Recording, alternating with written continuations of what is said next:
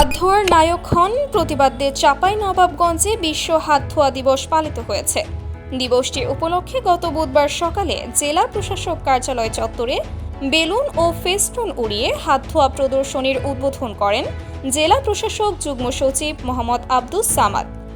উদ্বোধন শেষে জেলা প্রশাসক কার্যালয়ের সভাকক্ষে আলোচনা সভা অনুষ্ঠিত হয়। অতিরিক্ত জেলা প্রশাসক সার্বিক মোহাম্মদ নাকিব হাসান তরফদারের সভাপতিত্বে অনুষ্ঠিত সভায় প্রধান অতিথি হিসেবে বক্তব্য দেন জেলা প্রশাসক যুগ্ম সচিব মোহাম্মদ আব্দুস সামাদ। অনুষ্ঠানে স্বাগত বক্তব্য দেন চাঁপাইনবাবগঞ্জ জনস্বাস্থ্য প্রকৌশল অধিদপ্তরের নির্বাহী প্রকৌশলী অমিত কুমার সরকার।